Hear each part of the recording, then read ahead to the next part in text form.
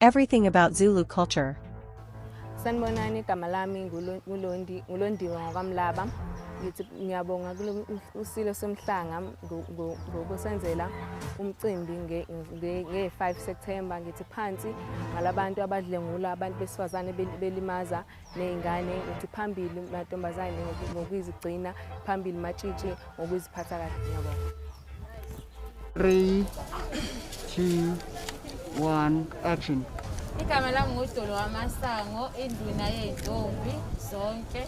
Usukwini lanamhlanje siyabonga esilweni ukuthi sizamile ukuthi sihlanganyele kanye nathi noma kunzima bekune-corona, kodwa sithi nakulabo abangezanga siyabonga ukuthi obekubalulekile ukuthi sizwe amazwi esile besizowandlulisela kuthina njengey'ntombi.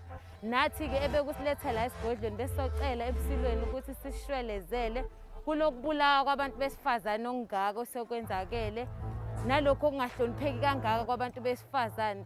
Nawo-ke amatshitshi ukudlulisa kukhona ey'ntombini ukuthi siyacela ukuthi nakuba kune-corona, lokho akusho ukuthi abangay'phathi kahle, abaqhubeke bey'phathe kahle, beqhubeke bevalele ubungcwele babo size sihlangane ngomhlanga olandelayo, futhi bengayeki ukulandela ama-procedure lawo okulwa ne-corona. Manje nje siyacela kakhulu kubantu besilisa beyekele ukusibulala. Sicela abantu besilisa bebe amadoda avikele abantu besifazane.